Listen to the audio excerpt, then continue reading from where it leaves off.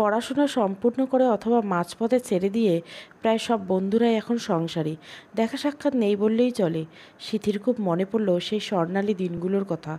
তারপর আর না ভেবে হুট করে যোগাযোগে থাকা গুটি কয়েক বন্ধুর সামনে প্রস্তাব রাখে। রিইউনিয়ন মানের সূক্ষ্ম শূন্যতা থেকে এই পরিকল্পনা জপলেও সাড়া পায় ভাবনাতীত।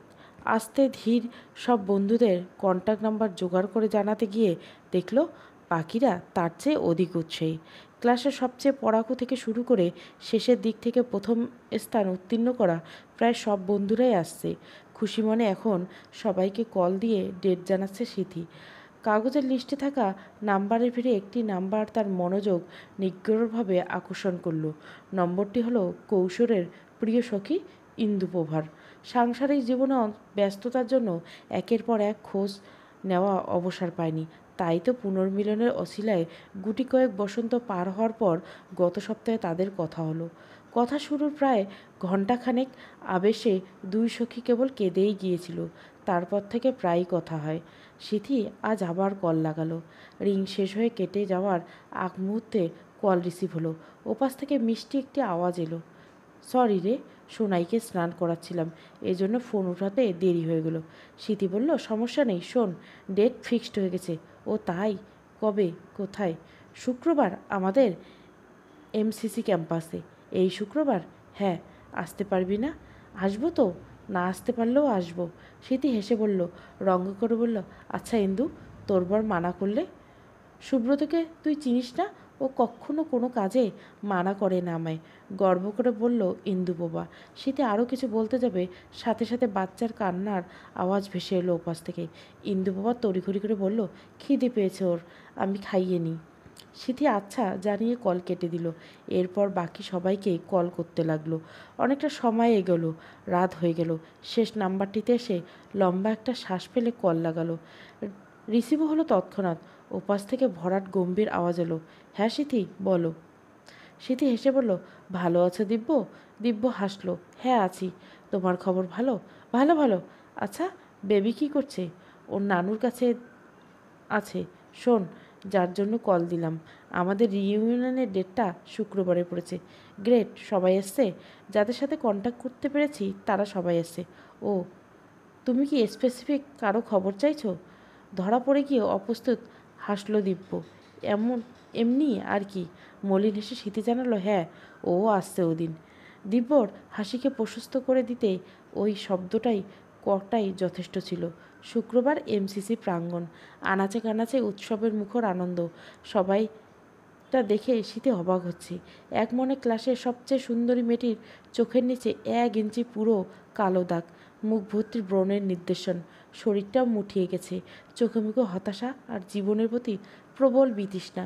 সবচেয়ে পড়াকু ছেলেটা বেকারত্বকে আপন করেছে, চাকরি পায় না। ব্যাকবেঞ্চের ছেলেটা একসময় প্রতিটি ক্লাসে দাঁড়িয়ে থাকতো, মার খেত, বকা খেত, প্রতিটি টিচারের কাছে শুনেছে তোর দ্বারা কিচ্ছু হবে না। সেই ছেলেটা আজ দেশের সেরা 10 জন বিজনেসম্যানের একজন। ক্লাসের সবার আইডিয়াল ছিল সেই প্রেমিক যুগল। তাদের দুজনের আজ দুটো ভিন্ন সংসার। একসময় যেই ছেলেটা একাধিক প্রেমে মশগুল থাকতো, সে আজ দিন এখনও অবধি কোনো মেয়ের চোখের দিকে তাকায়নি। সেই যে মাথা নিচু করে রেখেছে, এই নিয়ে প্রশ্ন করায় জবাবে বলেছে, আমার সুন্দরী বউ মান করে গাল ফুলাবে। আর সবচেয়ে বেশি চমৎকৃত হয়েছে তারা একে অপরকে সেই আগের মতো তুই সম্বোধন করতে না পেরে। অথচ একসময় কত অনায়াসে তুই তোকরের সাথে হেসে খেলে গালি দিয়ে দিত। দিব্য এগিয়ে এসে সিথির পাশে দাঁড়ালো, প্রশংসাস্বরূপ বলে উঠল, অ্যারেঞ্জমেন্টটা দারুণ হয়েছে, শুধু অনুপস্থিতি চাঁদের আলো। সিথি চকিয়ে বলে উঠল, এই, তুমি দিনের বেলায় চাঁদের আলো খুঁজছ কেন বলো তো? বিপরীতে দিব্য ঠোঁট চেপে হাসল।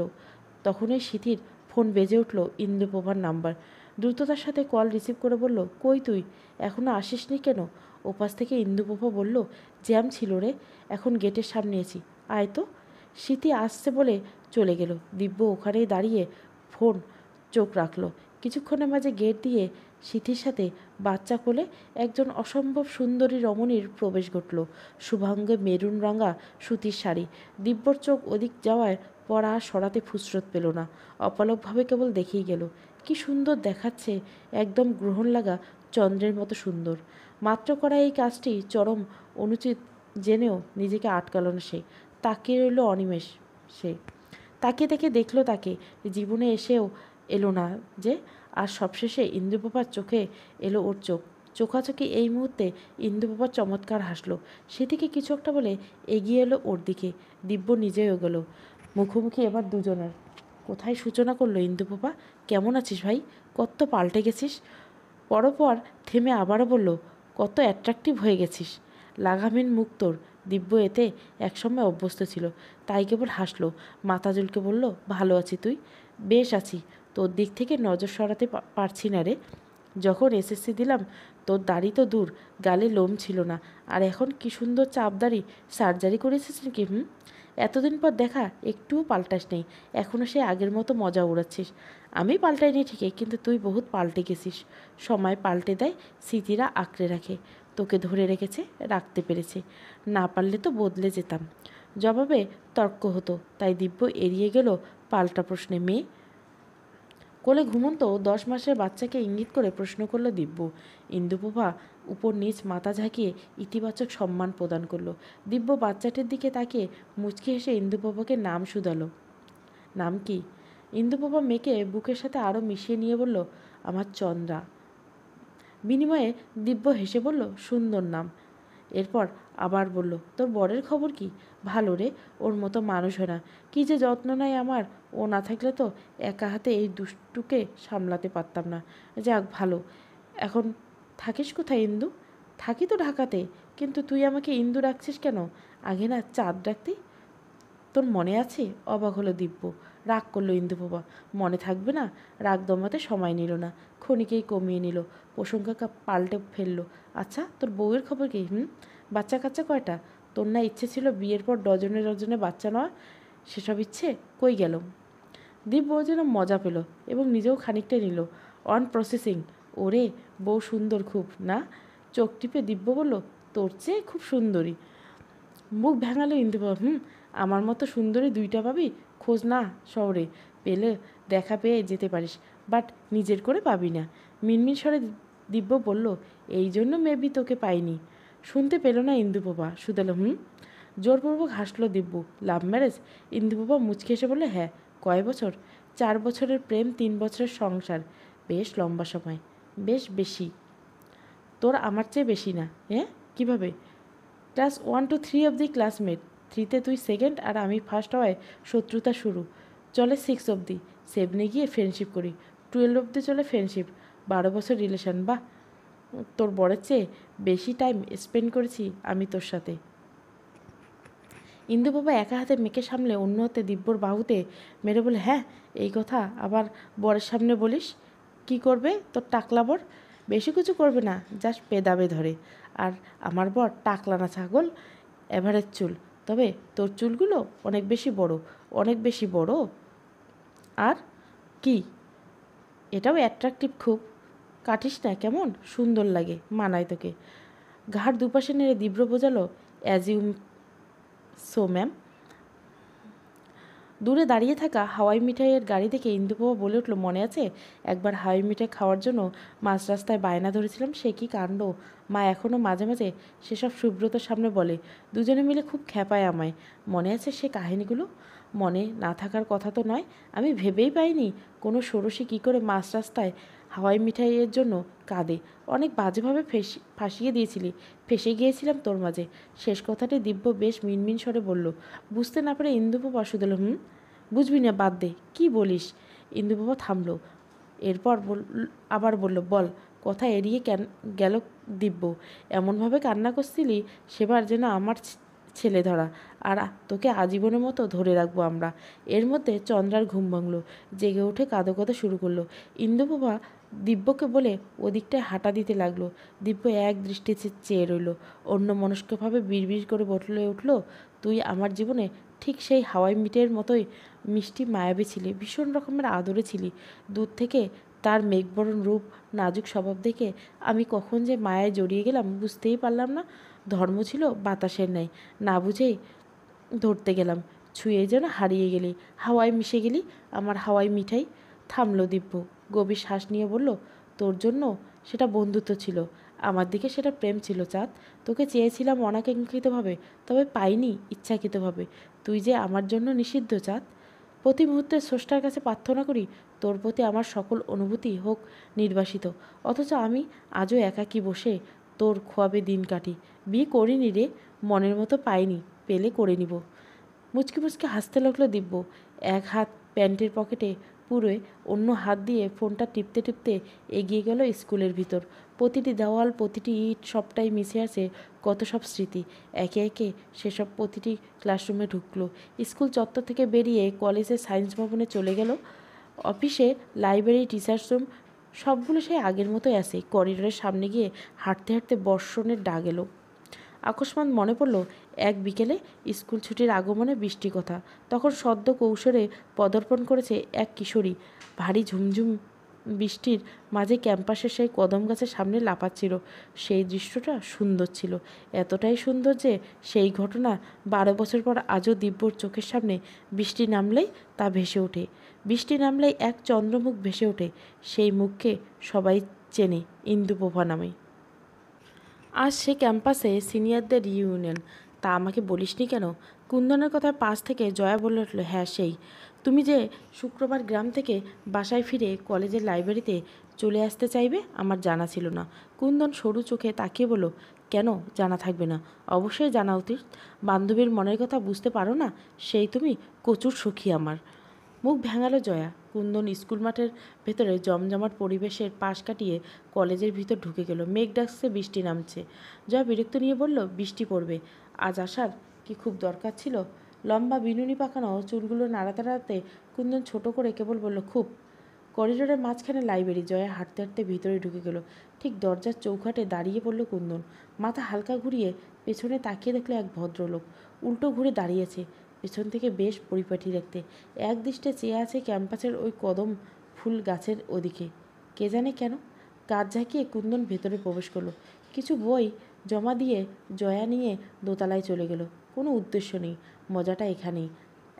যখন আমরা আমাদের পরবর্তী পদক্ষেপ সম্বন্ধে জ্ঞাত হব, তখন থেকে একঘেয়েমিয়ে জীবন কাটাবো আমরা নিজের অজান্তে। সেসবে নিরাশ হব, ব্যথিত হব। এক্ষেত্রে পরিকল্পনাহীন জীবন সর্বসুন্দর, যেখানে কোনো আশাই থাকবে না, যেখানে কোনো হতাশার স্কোপও আরও দূরের কথা। জয়া হাঁটতে হাঁটতে বলল, তো মিস কুন্দনিকা, আপনার মতে প্রেম কি? এবার কুন্দন হাসলো। জয়া তাড়া দিয়ে বলল, বলো, what is the definition of our love? Kundan প্রশস্ত হেসে বলল, প্রেম পৃথিবীর একমাত্র ওয়ার্ড যার কোনো ডেফিনেশন হয় না। এটা যার কাছে যেমন তার কাছে তেমন। কারো কাছে ফ্রেন্ডশিপ, কারো কাছে লং টাইম অ্যাচিভমেন্ট, কারো কাছে ইনফ্যাচুয়েশন। বিজ্ঞদের মতো প্রেম বলতে দুনিয়ায় কোনো শব্দই নেই। একটা অদ্ভুত ফিলিংস আছে, বোঝানোর পরিপ্রেক্ষিতে বলা হয়, আই এম ইন লাভ। জয় হাতে তালি দিয়ে বলল, তোর কাছে পৃথিবীর সব প্রশ্নের উত্তর আছে, তাই না? আমার কাছে মাথা আছে, যেটা তোর কাছে নাই। অপমান, যা ভাবিস। আচ্ছা শোন, করিডোরে যে ভাইয়াটা দাঁড়িয়েছিল, দেখছিস না? কেমন লাগে রে দেখতে? মাশাআল্লাহ, পার্সোনালিটি ভালোই লাগছে। মুখে লাগাম দে, ভাই ডেকেছিস তুই। ভুলে যা, ভাইটাই বাদ দে, ওকে পটিয়ে নে। কুন্দন কড়া চোখে তাকিয়ে জয়াকে বলল, লাথি খাবি, সর এখান থেকে। মিনমিন করে জয় বলল, হ্যাঁ সেটাই। ক্ষণিকের মধ্যে ভারী বর্ষণ শুরু হয়ে গেল। স্কুল চত্বরে বসা সবাই স্কুলের ভিতরে নিল। কুন্দন স্থির চোখে দেখল, হঠাৎ মস্তিষ্কে অদ্ভুত ভারী উদ্ভট একটা কথা এলো। মাথা থেকে বের করতে পারল না সে। ভাবতে ভাবতে বেনুনি গাঁথা চুলগুলো সামনে এনে নিল। মুখ ছেয়ে গেল স্নিগ্ধ হাসি। পরনে প্লাজো আর গোল জামা। এক হাতে জামাটা হালকা উঁচিয়ে কুন্দন দৌড়তে লাগলো। পেছন থেকে জয়া বলতে লাগলো, ভাই থাম, পড়ে যাবি। কুন্দন হাসতে হাসতে কুন্দন বলল, পড়লাম, ব্যথা পাবি? পেলাম। মরতেও পারিস? মরলাম। সিঁড়ির কোণায় এসে দাঁড়িয়ে পড়ল। খেয়াল এলো কিছুক্ষণ আগে স্বল্পক্ষণের দেখা একটি লোককে, আর হঠাৎ মস্তিষ্কে উদিত সেই কথাটিকে। সে পিছু মুড়ল না, অথচ ধীর পায়ে খানিকটা পেছল। মাথা বিপরীত ঝুঁকিয়ে বলল, ধাক্কা লাগলে কি প্রেম হয় জয়ু? জয়া চোখ মুখ কুঁচকে বলল, তুই না বললি প্রেম বলতে কিছু নেই? হ্যাঁ নেই তো। তার মানে কি আমি তোকে বারবার বললো, এই জয়ু, আমার না ইয়ে পাচ্ছে, আমার না ইয়ে লাগছে, আমার বোধহয় ইয়ে হয়েছে, এটা বলবো? বোকার মতো তাকিয়ে রইল জয়া। বড্ড ভাব নিয়ে অভিজ্ঞ বার্তা ছুড়ল কুন্দন। শোন জয়া, যখন দেখবি অনুভূতি ব্যাখ্যা করার জন্য নির্দিষ্ট কোনো শব্দ পাচ্ছিস না, তখন সেই শব্দকে তুই প্রেম ধরে নিবি। কারণ দুনিয়াতে প্রেম ব্যতীত এমন কোনো শব্দ নেই যার ব্যাখ্যা আছে অথচ সংজ্ঞায়িত করা যায় না। একটা ছোট্ট ট্রিক্স শিখিয়ে দিলাম। ওহে প্রেমগুরু, এবার বলেন পাগলের মতো ওভাবে দৌড়াচ্ছিলেন কেন? কারণ আমি ভিজবো বৃষ্টিতে। আপাতত প্রকৃতির বৃষ্টি ভেজার ইচ্ছে আছে, কিন্তু ওই যে ধাক্কা লেগে যদি প্রেম হয়ে যায়, তবে প্রকৃতির বৃষ্টিতে ভেজার ইচ্ছে প্রেম ও বৃষ্টিতে ট্রান্সফার হতে সময় নেবে না। বুঝিনি ব্যাপারটা। মাথায় থাকলে বুঝতিস, যেহেতু নেই তাই বাদ দে। শুধু বল, ধাক্কা লাগলে প্রেম হয়? ভাবতে থাকলো জয়া। অনেকটা সময় ভেবে উত্তর দিল, ধাক্কা খেয়ে প্রেম তো কেবল সিনেমায় হয়। প্রশস্ত হাসল কুন্দন। এদিকে জীবনটা সিনেমার চেয়ে সিনেমেটিক। প্রেম না হয়ে যাবে কই? Let do one experiment. কিসের? ধাক্কা লেগে প্রেমের। তারপর সিঁড়ি দিয়ে নামতে নামতে আগের মতো গতিশীল ভঙ্গিতে লোকটা এখনও সেখানেই দাঁড়িয়ে থাকতে দেখা গেল। পেছন থেকে জয়া বিভিন্ন অঙ্গভঙ্গিতে বোঝাতে লাগলো, যাস নে, মুখে যতই কিছু বলিস না কেন, সামনাসামনি কিছু করিস নে। বাস তোকে ডাকছে রে, ওদিকে কান দিস নি। এমন ইঙ্গিতে কুন্দন পেট ফেটে বেরিয়ে আসতে চাওয়া হাসিটা কি কষ্টে যে আটকালো। ছুটছে এমন গতিতে যেন ট্রেন মিস করে যাবে। ওই তো তার গন্তব্য। ঠিক গন্তব্যের কাছাকাছি পা যাচ্ছে, তার গতি কমছে খুব অমায়িকভাবে। চেহারা অন্যরকম, দ্যুতি খেলছে। লোকটার খুব কাছে এসে একটা অদ্ভুত সুন্দর ঘ্রাণ পেল, কিছু মাদকতা। পুরুষ ঘ্রাণ কি একেই বলে? সেসব যাক, যে কাজের জন্য এসেছিল সেটা আপাতত করা যাক। মাথা ঝুঁকে নিচের ঠোঁটটা কামড়ে ধরল, আর চোখে লোকটার পিঠের দিকে তাকে কাত এগিয়ে হালকা ধাক্কা দিল। অসাবধানতায় লোকটা পিছিয়ে গেল। অবাক হলো, চোখে মুখে প্রবল অস্বস্তি ভাব উপচে পড়ল যেন। কুন্দন চোখ নামিয়ে ফেলছে, চেহারা দেখেনি। গতি সে আগের মতো বাড়িয়ে সেভাবে দৌড় লাগালো। ক্ষণিকের মাঝে কুন্দন অধর প্রসারিত হলো। তার চোখ হাসতে লাগলো। প্রেম হয়নি, তবে কিছু একটা হয়েছে, অন্যরকম কিছু একটা। অদ্ভুত ভাবটা, যার ব্যাখ্যা করা যাচ্ছে না, সংজ্ঞায়িত করা যাচ্ছে না। সে থামলো সায়েন্স ভবন থেকে বেরিয়ে কিছুটা পেছনে। কিছুক্ষণের মাঝে এলো জয়া। প্রশ্ন করলো, প্রেম হলো? স্মিত হেসে কুন্দন বলল, ইনফ্যাচুয়েশন হলো। এরপর কি? ওসব প্রেম টেম বলতে কিছু হয় না। বোঝা শেষ আমার, চল ভিজি। প্রেম বৃষ্টিতে? দুঃখ বৃষ্টিতে? যা। দুঃখ কেন? কারণ আজ আমার মন খারাপ। এই না ভালো ছিল? হ্যাঁ, এখন নেই। মন হচ্ছে আকাশের মতো, কখন শরতের সুখ মেঘ হয়ে উঠবে, আবার কখনো ধূসরের দুঃখ মেঘ হয়ে গুমট বাঁধবে, বোঝা দেয়। অমন সুদর্শন পুরুষের সাথে ধাক্কা খেয়েও মোহময়ী কুন্দনিকার প্রেম না হওয়ার জন্য তাকে কঠোরভাবে প্রেমদণ্ডে দণ্ডিত করা হোক। এখন আগামী 48 ঘন্টা সে দুঃখ বিলাস করবে। এমন কষ্টের তুমি কি বুঝবে জয়া বাবু? জয়া মিনমিন স্বরে বলতে লাগলো, আরও তার মাথার প্রেমের উপন্যাস পর। দিব্য অবাক হয়ে তাকিয়ে ভাবলো, আজকালকার ছেলেমেয়েরা কি উচ্ছৃঙ্খল হয়ে গেছে? এভাবে একটা পুরুষকে কোনো মেয়ে ধাক্কা দিতে পারে? সে খুব করে ধরতে পেরেছে ব্যাপারটা সম্পূর্ণ ইচ্ছাকৃত। মেয়েটাকে আরেকবার সামনে পেলে কষিয়ে একটা থাপ্পড় লাগাতে ভুলবে না। আলে গালে থাপড়াতে বলবে, এত ফান্টাসি আসে কোত্থেকে বল? আজ তোর সব শখ মেটাবো, নিয়ে আর একটা থাপ্পড় খা। বলতে বলতে রাগ তার বাড়তে লাগলো। ঠিক তখনই কল এলো সিথির। দিব্য রিসিভ করে বলল, বলো। সিথি শুধলো, কই আছো এই বৃষ্টির মাঝে? খুঁজে পাচ্ছি না যে। আমি সায়েন্স বিল্ডিংয়ে আছি, ওখানে। হ্যাঁ, ঘুরে দেখছিলাম। এই বৃষ্টিতে? বৃষ্টি আগেই এসেছে। ও আচ্ছা, থামলো দিব্য। গভীর শ্বাস ফেলে জিজ্ঞাসা করলো, ও কী করছে? সিথি বলল, তেমন কিছু না, বাকিদের সাথে গল্প জুড়েছে। এখনও কি চঞ্চলা আছে? একটুও পাল্টায়নি। হেসে কল কেটে দিল দিব্য। প্রকৃতি জানে কাকে কিভাবে মানায়, আর তাকে সেভাবে রাখে। মেয়েটা এভাবে মানায়। দিব্যর মন থেকে বেরিয়ে এলো একটাই দোয়া, ও ভালো থাকুক। প্যান্টের পকেটে হাত পুরে ওখান থেকে সরতে যাওয়ার আগে চোখ গেল ফের কদম গাছটার কাছে। অবাক হলো খুব বেশি। একটা মেয়ে কি আনন্দে বৃষ্টি বিলাস করছে, কদম গাছের নিচটায় কাদা পানিতে লাফাচ্ছে। হালকা রাঙা প্লাজোর নিচে দিকটা কদমের মেখে গেছে, কাটা চুলগুলো ভিজে মুখের সামনে লেপটে গেছে। সে তবুও থামছে না। একটা ফুলের নাগাল পাওয়ার কি চেষ্টাই না করছে। অবশেষে ফুল হাতে পেল। চোখ মুখে কি অজানা সুখ লক্ষণীয় হলো। দিব্য অনিমেষ নেত্রে তাকিয়ে রইল। আশ্চর্য কথা এই, সে ভুলেই গেছে খানিকক্ষণ আগে ধাক্কা মারার অপরাধে যে মেয়েকে গালমন্দ করেছিল, ও একটা থাপ্পড় অবশ্য দিতে চেয়েছিল, সেই মেয়েটি দ্বিতীয় দেখায় মনে ধরে গেল। না, চোখে ধরল কেবল, এরপর মস্তিষ্কে ধরবে, তারপর মনে। অনেক দেরি, অনেক। মনকে কড়া শাসনে এনে দিব্য প্রস্থান ঘটালো। বৃষ্টি কমতে কমতে বিকেল হলো। সন্ধ্যার আগ দিয়ে সবাই বিদায়ের জন্য তৈরি হলো। ইন্দু বাবার সাথে এমন সময় দিব্য আবারও দেখা হলো। চন্দ্রা তখনও সিথির কাছে। ইন্দ্র অকারণেই আজ খুব হাসছে। সে জানে তাকে হাসলে খুব সুন্দর লাগে। গালের টোনটা দারুণভাবে মনোযোগ আকর্ষণ দেয়। ঠিক এই কারণে সে সর্বদা হাসতে থাকে। তবে আজ তুলনামূলকভাবে একটু বেশি হাসছে। হাসতে হাসতে দিব্যর দিকে এগিয়ে এলো। দিব্য মুখ কুঁচকে ফেললো। আজকে কি জোকার লাগছে? হাসি না থামিয়ে দুধারে মাথা নাড়ালে ইন্দু বাবা। দিব্য আবার শুধলো, ননস্টপ যোগ বলে যাচ্ছি আমি। ঠোঁট চেপে হাসি থামিয়ে বলল, না। এই না বলার ধরনটা বেশ নাটকীয় ছিল। বলা শেষ হতে না হতে আবার ফিক করে হেসে উঠল। চেতে উঠল দিব্য। তো এভাবে মরার মতো করে হাসছিস কেন? তোকে কাতুকুতে দিচ্ছি আমি? ইন্দু বাবা আরও শব্দ করে হেসে উঠল। হাসতে হাসতে বলল, তোর কনফিউজিং ফেসটা যা জোশ, দেখলে হাসি পায়। দিব্যর রাগ হলো। শক্ত গলায় বলল, আমি মোটেও কনফিউজ না। তো চেহারায় কি দেখা যাচ্ছে সেসব তো না ভাবলেও চলবে। ফোন হাতে নেই। তারপর বরকে কল দে। রসিয়ে রসিয়ে জিজ্ঞাসা কর, বাবুর আব্বু কী করতেছো তুমি? I miss you. ইন্দু বাবা অনেক কষ্টে হাসি আটকালো। থেমে থেমে বলল, সেসব আমি বলবো? তুই বললেও বলবো? তা বল, আমার কাছে কি? দূর হ এখান থেকে। যাবো না। কি করবি? ক্লাস 10-এ থাকতে কী করছিলাম মনে নেই? তোকে এদিক থেকে সরে আমার পাশে আসতে বলাতে আসিস নেই, তাই হাতের কাছে ঘড়িটা ছুঁড়ে মেরেছিলাম। আয়নায় গিয়ে দেখ, কপালে এখনও দাগটা আছে। সে অনেক আগের এক কাহিনী। এখন তুই আর বাচ্চাটি নেই। আমি অন্য ছেলের পাশ ঘেঁষে দাঁড়িয়ে নেই। থমথমে মুখে তাকালো দিব্য। আবারও হেসে ফেললো ইন্দু বাবা।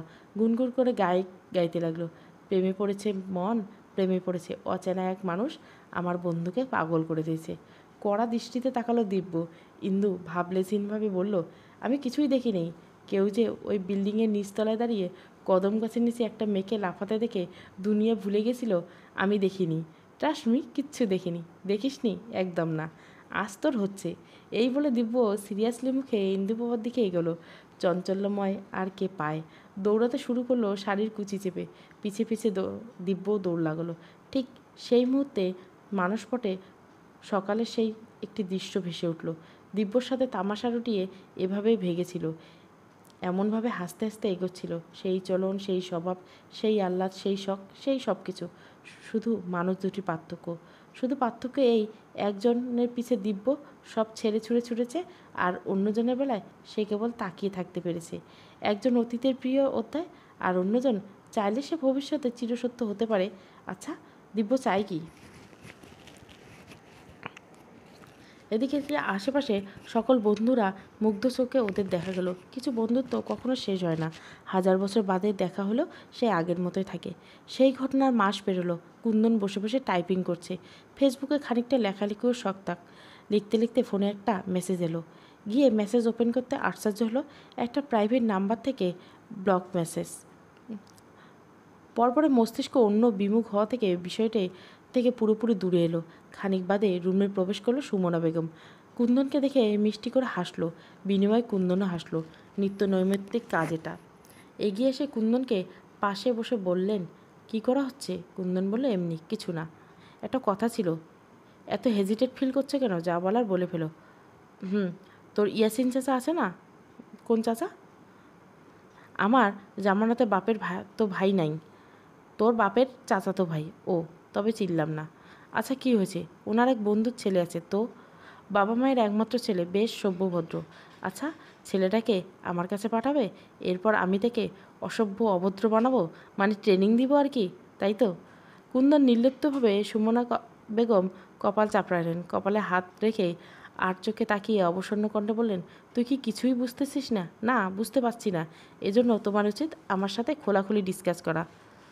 Will you? পারতেছি না, আর পারতেছি না। তোর ছোটোটাকে পাঠাই দিতেছি, থাক। সুমনা বেগম চলে গেল। কুন্দন যে একেবারে কিছুই বোঝে না এই ব্যাপারটা তা না। তার মতে সব কিছু এত অস্বাভাবিক নিয়ে বুঝে ফেললেও তো সমস্যা। বুঝেও অবুঝ হওয়ার যেই আনন্দটা, এটাও চমৎকার। কিছুক্ষণ ভাবে এতে কুন্দনের ছোট বোন কুমুদ রুমে প্রবেশ করলো। ভুরু কুচকে নিয়ে বলল, কি করছিস? কুন্দন একবার ওর দিকে তাকালো, আর একবার নিজের ফোনে দৃষ্টি স্থির করে বলল, লিখছি। তৈরি হয়ে নে, তোকে দেখতে আসবে। কখন আসবে? বিকেলে। কুন্দন ঘড়ির দিকে তাকালো, দেখতে পেল 3টা বাজে। তারপর কুমুদ বলল, আম্মু কোনো শাড়ি পরতে বলেছে কি জানি? আচ্ছা পাঠিয়ে দে, আমি তৈরি হয়ে নিব। এবার কুমুদ ডানে বায়ে সচেতনে নজরে চোখ বুলিয়ে নিল। এগিয়ে গিয়ে কুন্দনকে চুপি চুপি শোধালো, তোর বয়ফ্রেন্ড নাকি ওটা? কুন্দন শুধালো, কোনটা? যে দেখতে আসছে? বয়ফ্রেন্ড কিনা জানি না, হলেও অন্য মেয়ের হতে পারে, তবে আমার না। বুবু, তাহলে তুই এত ঠিক কিভাবে আছিস? বেঠিক থাকার কি? অবশ্যই তোকে একটা অচেনা অপরিচিত ছেলে পরিবার সহ দেখতে আসবে, তাতে কি তুই খানিকটা নার্ভাস হবি না? হওয়ার কথা তো নয়।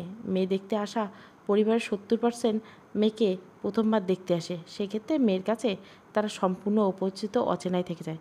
তাও কুন্দন কুমুদের গালে হাত বুলিয়ে বলল, মেয়ে হয়ে জন্মেছি, দেখতে তো আসবে, এ তো অস্বাভাবিকের কিছু নেই। কিছুই নেই? না, কিছু নেই। বুবু, তাহলে কি তোর এই বয়সে বিয়ে হয়ে যাবে?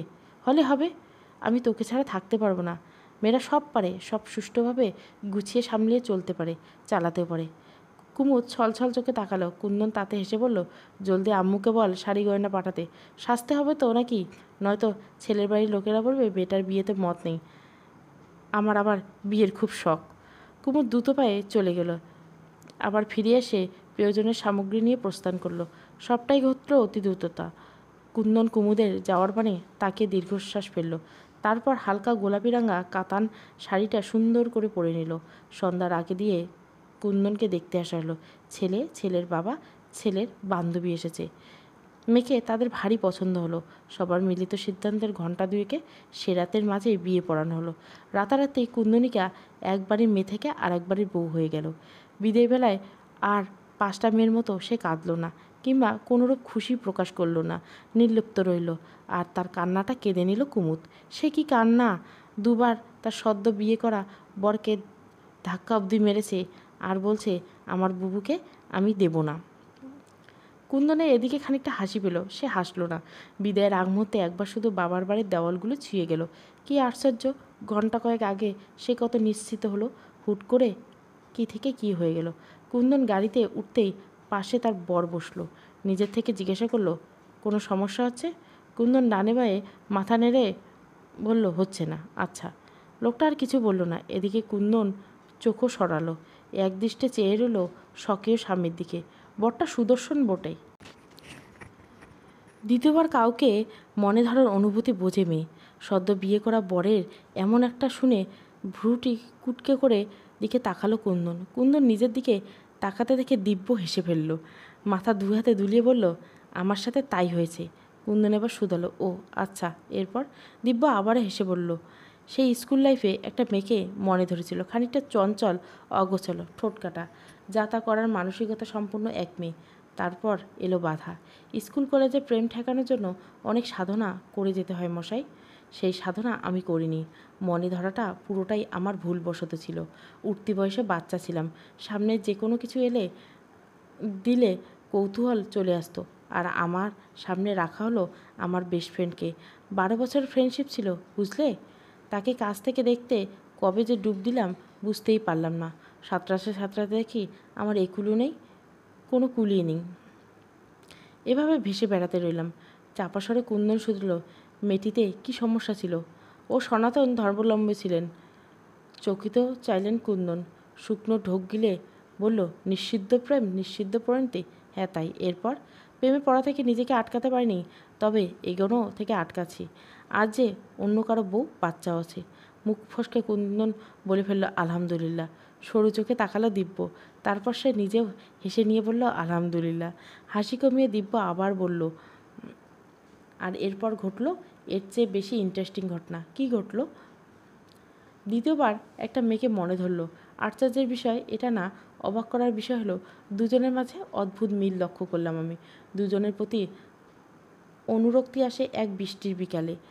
স্কুল ক্যাম্পাসে same situation, same timing, same moment, same style, একই রকম দুজন। আরশি চেন মেয়ে। আরশির প্রতিমুখী অবস্থানে দুজন একে অন্যের সাদৃশ্য, অথচ কাজকর্ম শেষ বিপরীত। আমার প্রথম ভালোবাসা আর দ্বিতীয়টি ভালো লাগা, দুটোই ছিল আরশির প্রতিমুখী। কুন্দন বোকা বোকা চোখে তাকিয়ে রইল। দিব্য বলল, বোঝোই তো, ছেলেবেলার পছন্দ আর সেই সময়ের পছন্দর থেকে বিস্তর ফারাক। সেই দুটো মেয়ের মাঝে এমন কিছু ছিল, তবে ছিল একই টান। প্রথমজন আমাকে 18টা বছর ভালো থাকতে দেয়নি, দ্বিতীয়জন আমাকে টানা 3 মাস একটানা ভাবিয়েছে, এর পরের জন দ্বিধায় ফেলতে পারেনি, কারণ বাধা নেই যে। তারপর পুরো ক্যাম্পাসে অনেক খুঁজে তাকে আবারও পেলাম, আর সব ব্যবস্থা করে তাকে নিজের করে নিয়ে এলাম। ম্যাডাম, এইটুকু তস্যই ছিল না আর। আমি? আচ্ছা, ধাক্কা লাগলে কি প্রেম হয়? চকিতে তাকালো কুন্দন, শুধালো কি? হেসে ফেলল দিব্য। প্রেম হয় কিনা জানি না, তবে ইনফ্যাচুয়েশন অবশ্য হয়েছে। ঘুম হারাম হয়ে গিয়েছিল, নাওয়া খাওয়া মুশকিল হয়ে পড়েছিল। লাজ গোপন করে চিজি ফিল্মি ডায়লগ।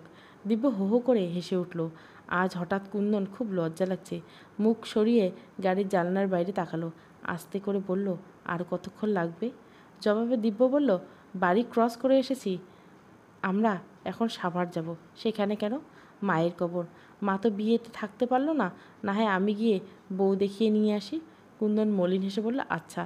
দিব্য তখন উদ্বিগ্ন ভঙ্গিতে ফোন বের করলো, দ্রুত গাড়িতে একজনকে কল লাগালো। তার আগে কুন্দনের চোখে গেল কন্ট্রাক্টে সেভ করা সেই নাম্বারটির নামে, সেখানে লেখা চাঁদ।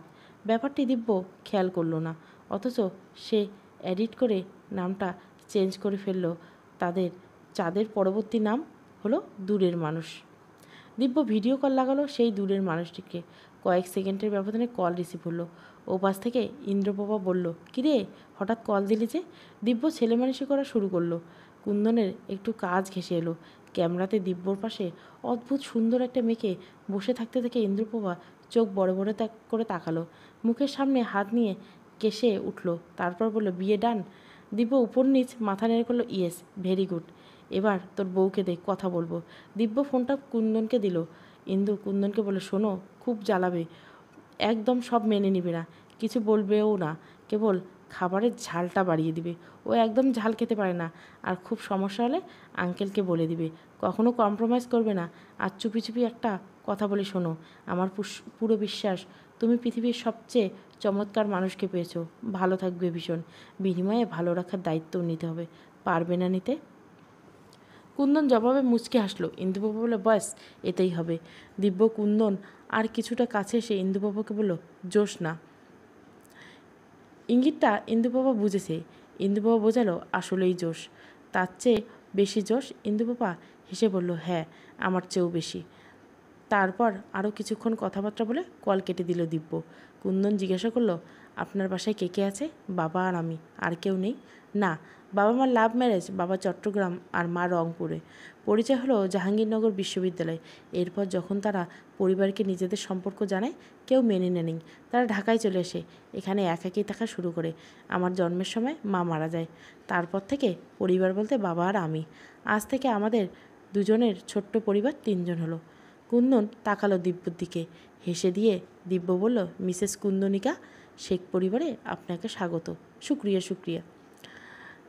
কুন্দন স্বাভাবিক হলো। কিছুক্ষণ মাঝে তারা পৌঁছে গেল দিব্যর মায়ের কবরের সামনে। দিব্য কুন্দনকে ফেরার পথে কিছু বেলি ফুল কিনিয়ে দিয়েছিল। বাবার কাছ থেকে জানতে পেরেছিল তার মা বেলিপ্রিয়। সেদিন থেকে প্রতিবার এখানে আসার সময় বেলি ফুল আনা তার জন্য আবশ্যক হয়ে পড়ে। দিব্য সেখানে ছিল মোটে 77 মিনিট। এই এতটা সময় যে কোনো কথা বলেনি, কেবল কবরের দিকে তাকিয়েছিল। কুন্দন কিছু বলেনি, সে আশেপাশে তাকায়।